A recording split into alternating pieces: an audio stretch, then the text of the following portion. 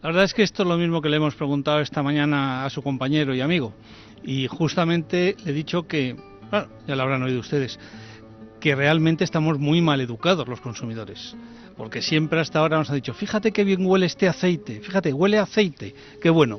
Y ahora Víctor nos dice, perdón, no, si huele a aceite malo. Si huele a campo, si huele a frutas, si huele a naturaleza, eso es bueno. No sé yo si a mi edad voy a ser capaz de cambiar esta percepción que tengo.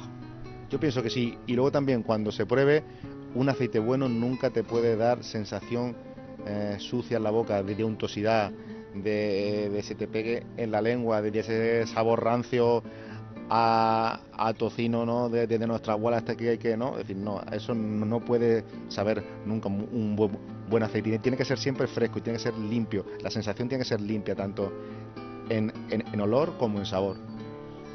Y ahora, ¿qué diferencias hay desde el punto de vista del consumidor de la hojiblanca, de la picual, de la manzanilla, de las 280 y tantas variedades de fruto de aceituna que tenemos en España? La verdad que cada variedad tiene matices muy particulares.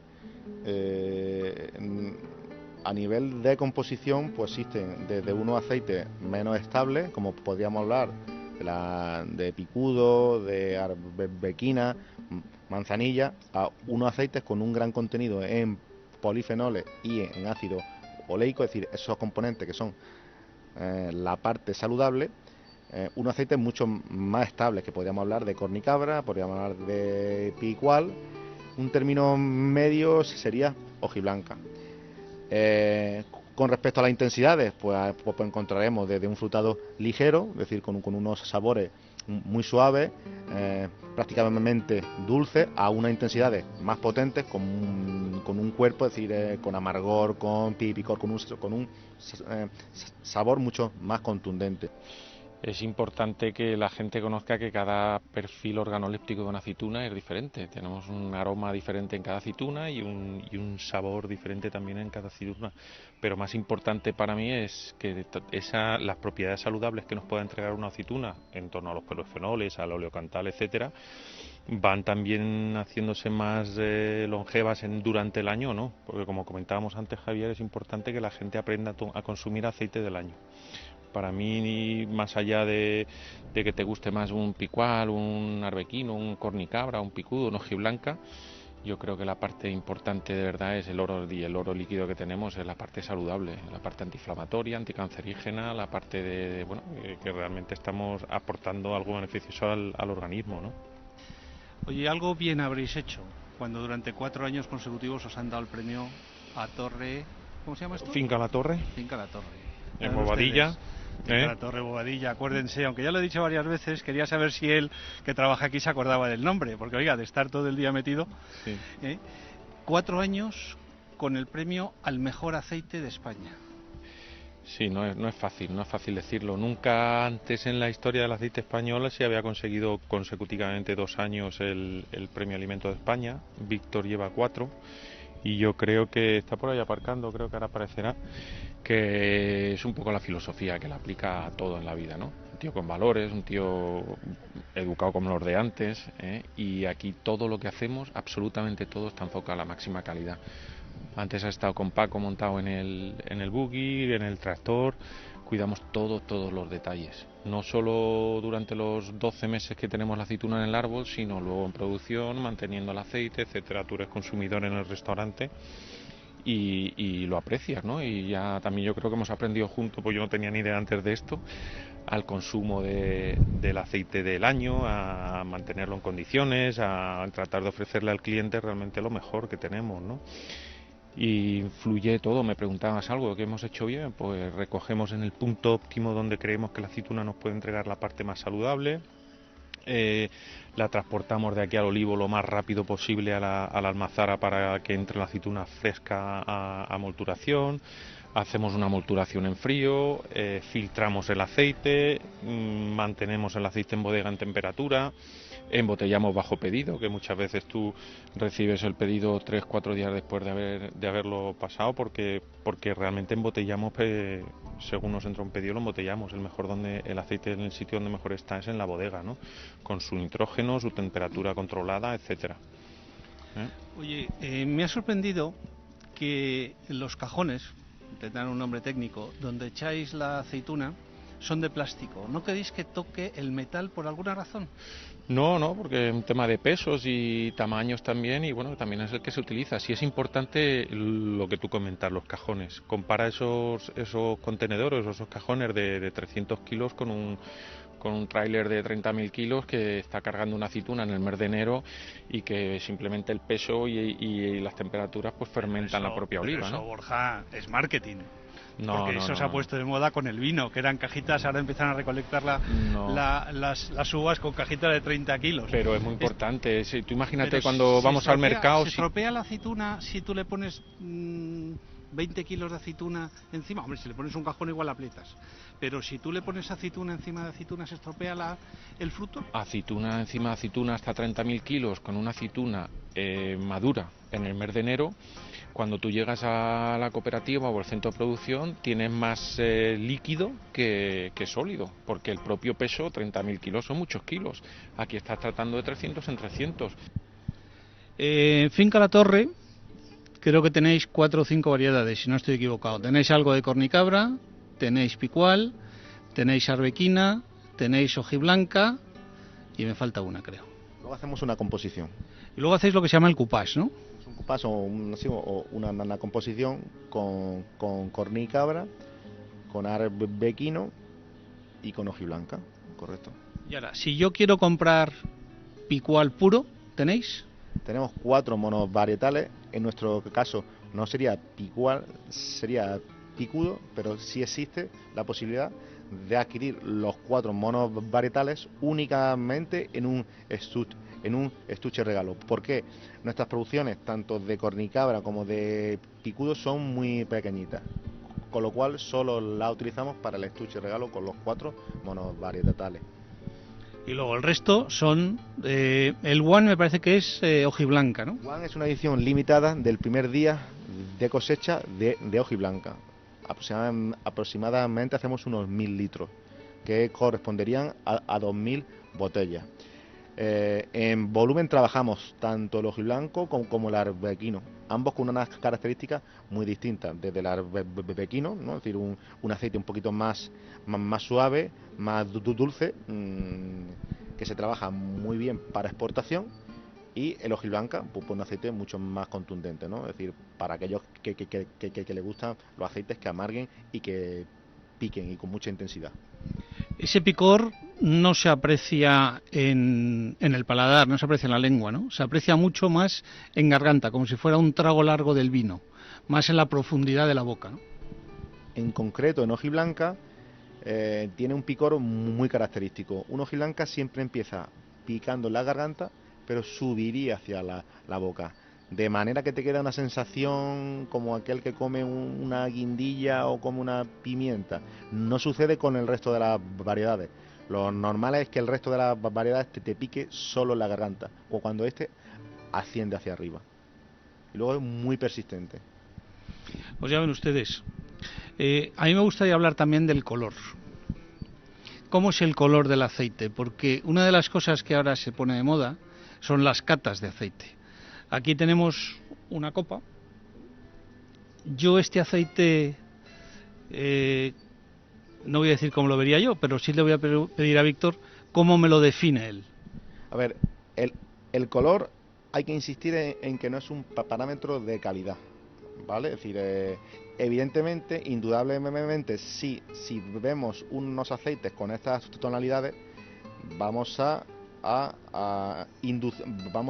intuir que el aceite es de cosecha temprana, ¿vale? Es decir, podemos hablar o podemos intuir que es un aceite de octubre o de principio de noviembre.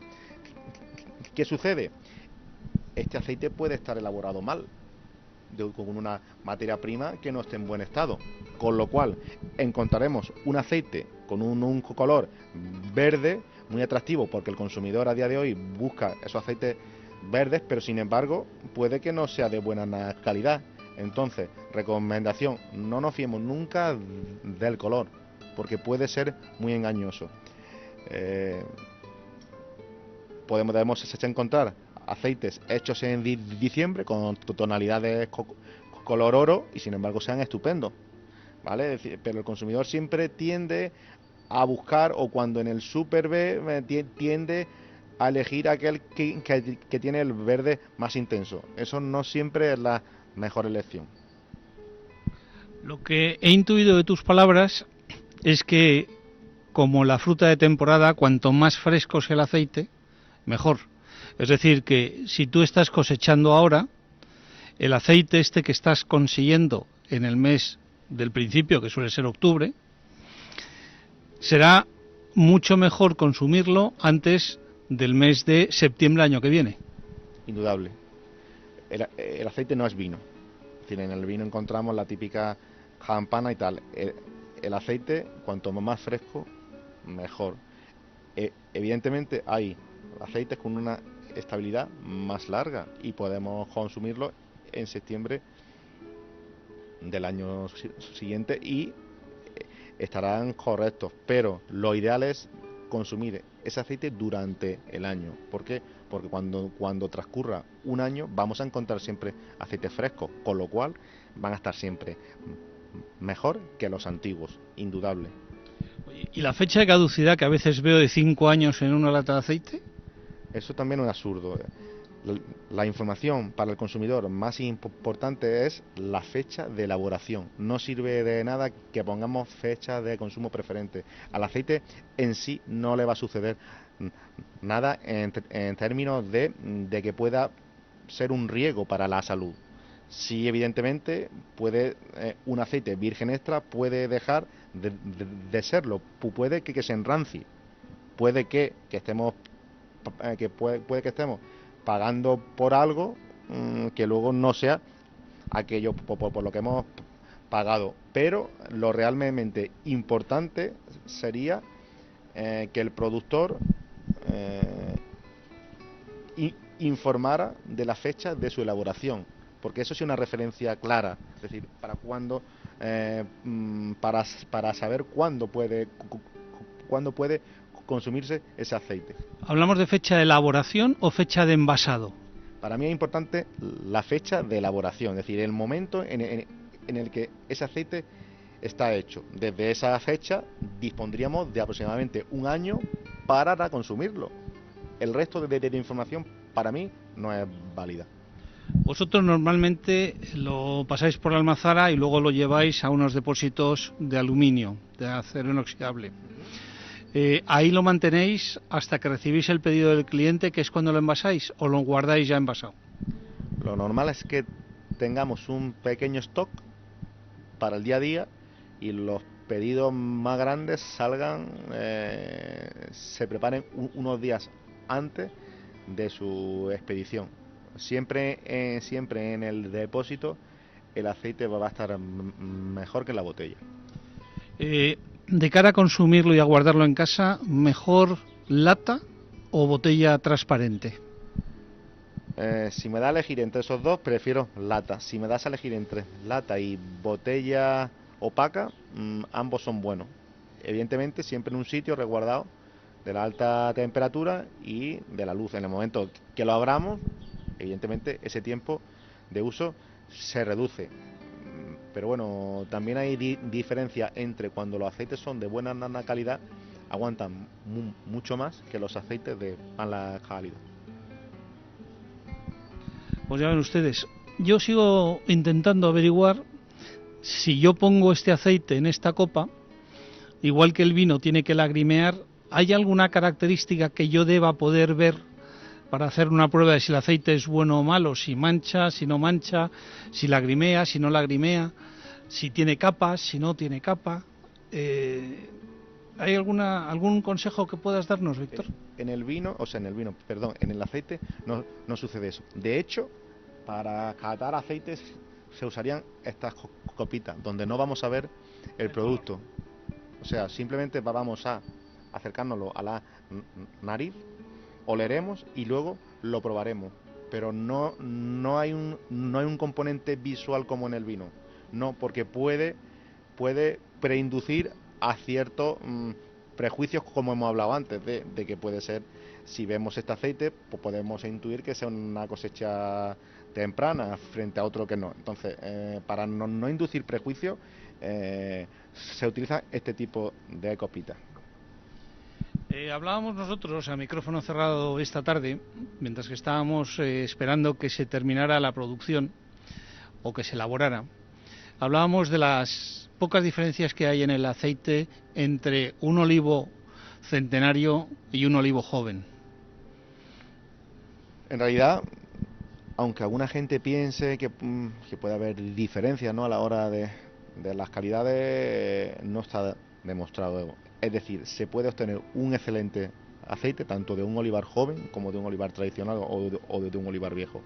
No está demostrado que de olivares tradicionales antiguos se consiga mejor aceite. Sí influye, evidentemente, el tipo de terreno, la orientación, la climatología, pero el olivo en sí, la edad del olivo en sí no. La variedad sí, evidentemente, es decir, cada variedad te va a producir o te va a generar unos tipos de aceitunas con unas características muy particulares, pero la edad no influye en la calidad del aceite. Luego hay un debate entre cuántas prensadas se le puede dar a la aceituna, a la pasta, en frío, en caliente. Yo creo que ahí también hay mucho desconocimiento, ¿no?, por parte del consumidor, porque hay productores que dicen lo mejor es que sea en caliente, otros que dicen lo mejor es que sea en frío, otros que dicen hasta que consigas el orujo puedes seguir prensando el hueso de la aceituna. ¿Tú qué recomiendas al consumidor? Porque eso en la lata no se ve, ¿no? Como hablábamos antes, ¿no?, el tema del embotellado, la identificación es un poco engorrosa. También aparece cierta información que es muy difícil de demostrar. Cuando hablamos de la extracción en frío, esa extracción en frío, ¿qué significa? Significa que durante todo el proceso de extracción no hemos superado los 27 grados de temperatura. Claro, controlar eso es muy difícil. Es decir, tú puedes desetiquetar algo sin llegar a demostrarlo, porque evidentemente no hay nadie ahí que controle eso externo a la empresa. Me refiero, con lo cual pues nos encontramos en el sector, ¿no?, en el mercado, muchísimos aceites identificados con lo de extracción en frío cuando no lo son. Hablamos de extracción en frío, como he dicho antes, cuando se trabaja por debajo de los 27 grados. Evidentemente, ese orujo, ese subproducto que se tiene, podemos volver a repasarlo, es decir, a meterlo en el proceso, pero evidentemente esos aceites que esos tienen van a ser de peor calidad. Lo normal es que esos aceites no sean aptos para consumo y sea necesario refinarlo para volverlo a hacerlo aptos para consumo. Pero evidentemente una extracción en frío es incomparable, ¿no?, a una extracción de cualquier otro tipo. Nos han enseñado esta mañana unas balsas que tenéis aquí, donde tiráis todo, pues esta pasta, que se ve que es una pasta que todavía está muy fresca, que es una pasta que todavía tiene mucho aceite. Esa pasta que podíais utilizar para hacer más aceite, que desecháis, imagino que es por la calidad que produce, o bien porque tú lo utilizas como elemento de abono, puesto que esta es una finca de las denominada ecológica, y otra cosa que ahora no recuerdo el nombre. Bueno, también estamos certificados en producción biodinámica. Evidentemente, con el subproducto, ¿qué se puede hacer? Con el subproducto puede suponer una fuente de ingresos secundaria, en el sentido de que ese orujo puede ser vendido a las orujeras para que ellas extraigan el aceite de orujo, ¿no? Podemos también retirar el hueso. Este hueso a día de hoy tiene una demanda importante para todo el tema de generación de electricidad o incluso para las calefacciones. Podemos también utilizar el orujo para generar nuestro propio abono. ¿Cómo? Pues a través de la mezcla con estiércol, con la misma hoja de la almazara de limpieza. Si mezclamos todo eso, lo fermentamos, elaboraremos un abono procedente de nuestra propia finca para nuestros olivos, con lo cual conseguimos cerrar el círculo de la producción. Y al final, en una finca ecológica, eso es lo máximo que podéis hacer, ¿no? Para estar denominadas como tal. No podéis poner ni fertilizantes, ni abonos, ni nada que sea externo a la finca, ¿no? En una producción ecológica se prescinde de cualquier tipo de pesticida. Si hablamos ya de producción biodinámica, sí se restringe ese uso aún más. Y el objetivo es intentar ser autosuficiente, es decir, disponer de los recursos necesarios para generar nuestros propios insumos, en este caso estiércol, ¿no? o compost, ¿no? Pero eso sería un pasito más, ¿no? Eso ya sería producción biodinámica, no en ecológico.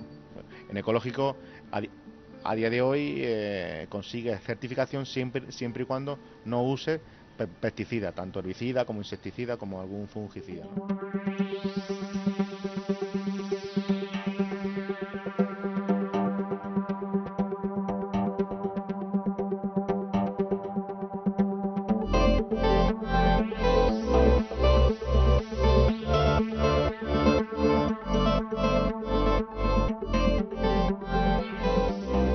Bueno, pues ya nos hemos movido un poquito para poder seguir trabajando y ustedes han visto ese magnífico trabajo de Pío Vallé, que es nuestro cámara, al cual hay que agradecerle este esfuerzo que hace, porque realmente tenemos lo mejor. Y seguimos con Borja Adrián. Borja, yo quería conocer un poquito más. Me has dicho que tienes aquí, ¿cuántas hectáreas? Porque eso me he quedado. 400. Son unas 380, de las cuales no llega a 300 son de olivar. Hay unos 30.000 olivos repartidos antes hablábamos de las variedades en España, 280. Aquí tenemos un 60% de olivar de ojiblanco, joven y viejo ahí. Un 30% en arbequino y el resto un poquito de picudo y de cornicabra. Son las 4 variedades que este año, como tú sabes, han llevado el premio Medalla de Oro en Nueva York. Finca La Torre es un producto que luego en distribución cuesta un poquito encontrar, ¿no? Sí, pero porque también queremos llegar a cuanta más gente mejor, ¿vale? Por un lado, y por otro queremos gente que realmente entienda y aprecie el producto, que no tenemos para todos, entonces realmente la gente que aprecia el producto y que no que lo paga, porque como tú has visto en el mercado, si hacemos las proporciones de la biodinámica, de los kilos que sacamos aquí respecto a una finca convencional, podríamos cobrar hasta 4 o 5 veces más, pero el mercado yo creo que no está preparado para aceptarlo a día de hoy. El plan comercial de Finca La Torre es un plan ambicioso que arrancamos hace 2 años, como comentábamos antes, y nuestro objetivo, como te decía antes, es posicionar el aceite de oliva virgen extra no solo de Finca La Torre, sino español, donde realmente merece, y realmente competir o combatir esa lacra, digamos, de haberle vendido a los italianos el mejor aceite que teníamos a un precio irrisorio, ¿no? Este año hemos hecho campañas, como tú bien conoces, del Rígalas con Salud, apoyada por la ministra Isabel Tejerina, además lo mencionó incluso en el Premio Alimentos de España, que nos daba la enhorabuena. Estamos tratando de promocionar actividades que nos saquen un poco del 3,95 de los supermercados de gran volumen, ¿no? Del precio de atracción, digamos, al consumidor, ¿no? Y poner el producto en valor. De hecho, este año, Javier, como sabes, hemos multurado para 8 productores diferentes de aceituna, y entre ellos han conseguido a nivel mundial más de 50 premios. Es decir, que estáis haciendo marcas para terceros. Estamos molturando Eso la aceituna de la gente, es como el prensado antiguo. ¿Pero con aceite de otros o con vuestro aceite? Con su aceituna. Nosotros les estamos asesorando en cuanto a cuándo recoger, cómo traernos la aceituna, las condiciones de traerla, les molturamos, les hacemos una especie de precio de amaquila que se llamaba antiguamente, les cobramos X céntimos por kilo y ellos se llevan su aceite embotellado. ¿Podríamos decir que estamos ayudando a la competencia? En ningún momento. El aceite hay limitación de producción de aceite, hay más demanda que oferta. O sea, nosotros lo que queremos es que realmente la gente entienda lo que es un buen producto y que el consumidor español valore lo que tiene y que lo que es el oro líquido, que ahora lo consideramos como cobre, pues que sea realmente un oro, ¿no? Y que la gente lo valore por ahí. Lo que pasa es que en lo que es la educación del consumidor estamos un poco lejos, ¿no? Es decir, porque nosotros lo primero que hacemos al coger un aceite es olerlo. Y si nos huele aceite decimos, este tiene que ser, como dicen los ingleses, la leche. Pues nosotros decimos que es al revés. Lo que nos huele a aceite, tenemos ya tal defecto en la nariz y en boca que nosotros pensamos que el consumidor está ya acostumbrado a lo malo. El dicho este de en casa el herrero cuchillo de palo, en el aceite es, vamos, un ejemplo clarísimo. O sea, que lo que huele a aceite tiene demasiado aditivo o demasiado... Aditivo no, es un aceite viejo, es un aceite rancio, es un aceite que tiene defecto ya y es un aceite que puede estar, vamos, en cualquiera de los restaurantes, yo te diría que más del 90% de los restaurantes en España, pese a quien le pese, tienes aceites que están sin tapar, que están oxidados con el contacto con el aire, tienes aceites que son de campañas antiguas y son aceites que no deberían de ser catalogados como virgen extra. Acuérdate, perdona que te corte, que comentamos antes, el aceite va perdiendo cualidades organolépticas y saludables durante el año. El vino mejora, el aceite es todo lo contrario. Cada año tenemos aceite nuevo, aceite con todas las propiedades saludables. Vamos a comprar el nuevo y vamos a trabajar con el nuevo, ¿no? Que la diferencia es abismal. Ahora, cuando yo abro una botella de Juan, que te encanta, bueno, de Juan o de cualquiera, ¿qué es lo que tiene que percibir para que la gente diga, caray, qué buen aceite hace Finca La Torre? O sea, cuando yo abro eso y lo pongo en un platito, cuando yo lo huela, ¿qué tengo que percibir? Pues ahí, sobre todo, lo que no tienes que percibir es suciedad. Y cuando vas a muchos sitios, percibes suciedad. Tú abres nuestra botella o un aceite que esté en perfecto estado y hueles a tomate recién cogido de una mata, hueles a un tío que está cortando el césped, hueles a campo, hueles a flor, hueles a naturaleza, hueles a algo que es limpio, que te transmite realmente, mentalmente, que te vas a un punto X de la geografía donde realmente notas esa frescura, esa naturaleza y eso tal. Cuando lo abres y te huele a un rancio, a aceite, es cuando hay algo que falla, y luego en boca pues la diferencia es abismal. Tú tienes que notar los picores y amargores de un aceite con unos polifenoles altos y frescos, te enseñan la parte saludable. Si un aceite no sabe a nada o sabe a un poquito de rancio o algo que no es limpio, básicamente estás metiendo al cuerpo una grasa vegetal que podemos seguir usando para freír o para otra cosa, pero no para hacer un plato chapo. Que en tu casa, que te hayas dedicado al aceite, ¿qué dicen de lo que vendes? Bueno, pues primer día, Javier, yo me acuerdo con mis hijos que le llevé el aceite de primer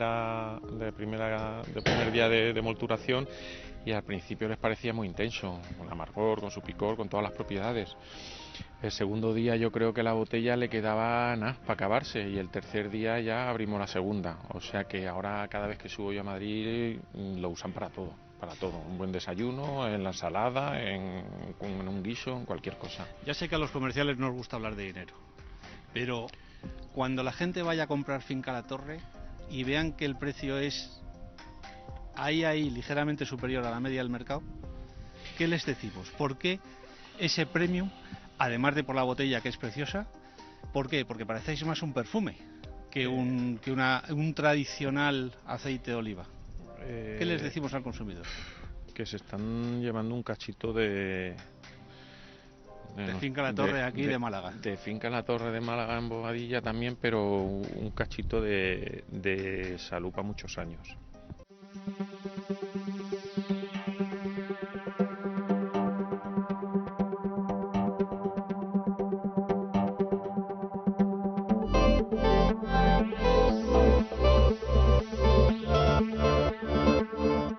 Víctor, estamos ahora ya en el proceso de producción, ya hemos estado en el campo y vamos a empezar a producir.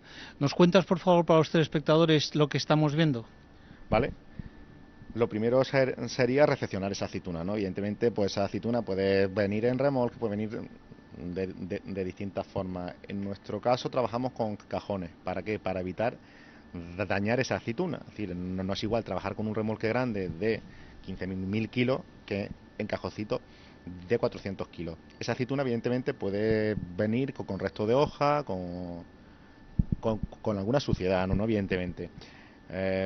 Por ello, lo primero que hacemos es quitar esa hoja y lavar esa aceituna para quitar esos restitos de polvo que puede haber y demás. Una vez que la aceituna está limpia, la trituraremos en el molino. Es decir, ¿qué tiene esa aceituna? Esa aceituna tiene piel, tiene un hueso, tiene una semilla, tiene agua y tiene también aceite. Sí. Pero yo estoy viendo aquí, por ejemplo, la máquina, que es como una especie de vibradora que está tragándose todas las aceitunas en la cosa y luego cae a una especie de piscina, ¿no? ¿Esta piscina cómo la llamáis? Eso es una lavadora. Simplemente por el efecto del burbujeo, que funcionaría, vamos a poner un símil, como si fuera un jacuzzi, burbujea, consigue lavar esa aceituna y prepararla para la molturación, ¿vale? Y luego esto llega a esta cadena que estamos viendo, que lo que te hace es te levanta la aceituna y te la va a depositar en otro... Con una duchita que lo que hace es, pues ya arrastrar si le ha quedado algo a la aceituna, ¿no? Ya con agua limpia. Y prepararíamos la molturación, es decir, veis como una pequeña tolvita que sirve para alimentar el molino.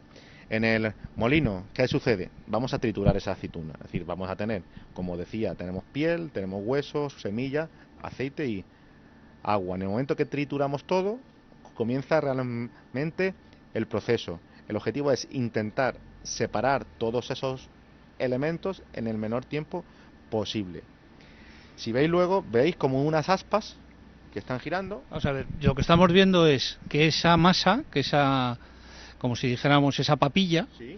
está pasando por un tubito que va cayendo en un depósito que tiene esto que tú dices, las aspas, ¿no? Estas aspas que estamos viendo. Y ahí lo que veo es una masa que está, no sé si, como si fuera una masa de pan, esto que ven ahora los telespectadores. Ahí, ¿qué es lo que hacéis directamente? Ahí el objetivo es, uno, ten en cuenta que en el molino rompemos todo y formamos unas pequeñas gotitas de aceite que son minúsculas. Necesitamos intentar conseguir que esas gotitas, por el mismo efecto de batido, se vayan uniendo para formar una capa de aceite, para favorecer luego el proceso de extracción. En esta misma...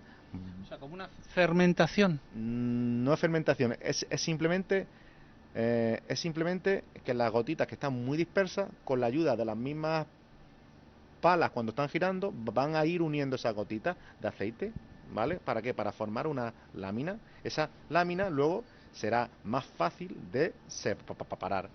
Pero ahí es donde yo veo un termómetro que me da la sensación que es la temperatura, que debe ser lo del frío que tú decías antes. Lo que veis ahí es simplemente un sensor de profundidad para detectar cuando la máquina se llena. Pero sí tiene su propia sonda de temperatura para ir controlando, evidentemente, la temperatura en todo el proceso. Y al bajar la temperatura de los 27 grados que decías antes, ese aceite se va solidificando. Cuanta menor temperatura es más difícil trabajar, pero el aceite que se obtiene es de mayor calidad. El objetivo es, vamos a intentar mantener íntegra la parte saludable del aceite, que entre ellos son los polifenoles. El grave problema es que esos polifenoles pueden ser arrastrados con mucha facilidad por el agua, y el agua tenemos que retirarla del aceite. Cuanta mayor es la temperatura, más capacidad tiene ese agua de arrastrar esos componentes. Con lo cual, ¿cuál es el umbral? El umbral sería 27 grados, es decir, por encima de 27 grados el agua tiene mucha capacidad para arrastrar esos componentes, con lo cual vamos a intentar trabajar siempre por debajo de 27 grados. Estamos aquí viendo cómo las aspas giran y cómo yo diría es una masa, lo están viendo ustedes en la pantalla. Esto ahora lo pasamos, ¿a dónde va? Pasa por este tubo y va ¿a dónde? Una vez ya que transcurre el tiempo que nosotros consideramos... ¿Qué es un tiempo? El tiempo que la masa está batiéndose. Ya, pero ¿cuánto tiempo consideráis? Puede ser, para aceites de calidad, hablaremos de en torno media hora. Para aceites de calidad inferior, cuanto mayor tiempo esté ahí, más rendimiento vamos a obtener. Es decir, que aquí empezáis ya con el truco de la producción. Me tienes ahí la masa durante 3 horas, sacáis mucho más aceite. Y de peor calidad. ¿Por qué? Porque evidentemente la temperatura en todo ese proceso irá subiendo y el agua irá también arrastrando muchos más componentes que queremos eliminar, evidentemente. Vale, ya hemos visto, y ahora está pasando esta masa, no sé cómo llamarla, esta masa está pasando por este tubo y está llegando aquí a otro, no sé lo que es. La primera centrifugación. Hablamos de una centrifugación horizontal, simplemente.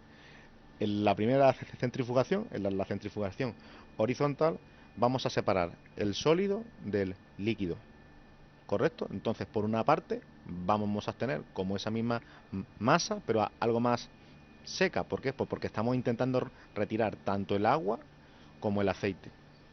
Y por otro lado, vamos a obtener esa mezcla de agua y de aceite, ¿vale? Que es este producto de color marroncillo que está saliendo, ¿no? El color en función del tipo de aceituna, de un poco la configuración de esta centrífuga, puede que te dé, o cómo se trabaje, puede ser de un tono café con leche a un tono verde. Es decir, en función de cómo se trabaje, el color es muy variable. Y ahora pasamos a otra centrifugadora. Me has dicho que esta primera era horizontal, imagino que me vas a decir ahora que la segunda es vertical. Correcto, vamos bien. En la segunda centrifugadora lo que se consigue es, mediante la inyección adicional de agua, conseguimos limpiar el aceite, con lo cual arrastramos todo el agua y eliminamos también ciertas impurezas o ciertas partículas de tamaño muy pequeñito, con lo cual separamos el aceite del agua. De ahí viene el refrán de que el aceite y el agua no se mezclan nunca, ¿no? Lo utilizáis para lavar al propio aceite. Correcto, correcto. Ese es el objetivo. Muchas empresas a día de hoy han intentado prescindir de la centrífuga, con el problema que le conlleva que la separación es muy lenta, porque se realizaría por simple decantación. ¿Qué sucede? Que transcurre mucho tiempo donde el agua y el aceite están en contacto. Cuanto mayor tiempo es el que está el aceite en contacto con el agua, mayor riesgo de que se produzcan todo este tipo de fermentaciones, porque ese agua al final acaba pudriéndose. ¿Por qué? Porque hay ciertos componentes que podrían ser catalizadores, ¿no?, de estas reacciones de fermentación, ¿no? Y al final lo que sale por aquí es... Ya pues el aceite sin filtrar. Es un aceite prácticamente limpio, pero evidentemente hay un pequeño contenido de agua que la centrifugadora vertical no puede retirar, que lo retiraremos mediante un filtro de placas de celulosa, en este caso. Y ahora ya, una vez que hemos terminado esto, al depósito. Al depósito. Ahí ya simplemente el objetivo es intentar conservar el aceite en el mejor estado posible, como mediante la conservación o el mantenimiento de la temperatura siempre constante durante los 365 días del año, y mediante la inyección de nitrógeno en los depósitos. ¿Para qué? Para evitar sustituir el aire por nitrógeno, es decir, y evitar que el oxígeno esté en contacto con el aceite y minimizar esas reacciones de oxidación, que al final son de deterioro, ¿no?, del propio aceite. Pues ya ven ustedes, hemos aprendido muchísimo de aceite, hemos hablado con Víctor y no nos queda más que despedirnos de todos ustedes o despedir a Víctor. Víctor, muchas gracias por tu tiempo, gracias a Finca La Torre. Lo que no hemos dicho es las marcas de los aceites que tenéis, ¿no? Todos van identificados evidentemente con el nombre de la finca, y luego aparte de los que hemos hablado, ¿no? De estos 4 monos varietales y la edición limitada, la composición. Hablamos también de ciertos aromatizados. Trabajamos también tanto con un aromatizado de limón y con otro de naranja. Pero todos serían Finca La Torre Selección. Aparte ya, pues evidentemente si es una variedad en concreto, si es una edición limitada, esas cositas.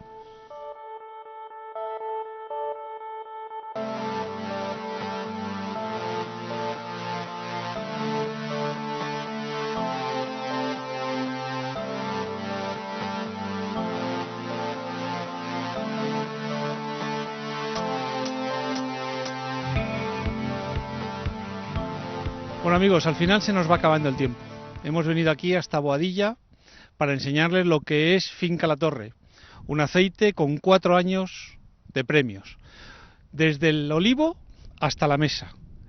Espero que hayamos aprendido todos un poquito más de lo que es este oro líquido, nuestro aceite, dejándoles con la vista de lo que dejamos atrás, de este precioso paisaje, aquí, en lo nuestro, en Málaga.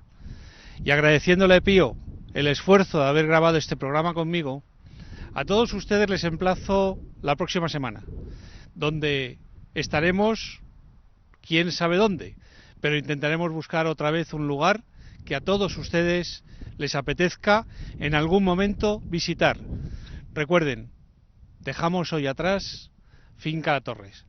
A todos ustedes, gracias y hasta la semana que viene. Un saludo.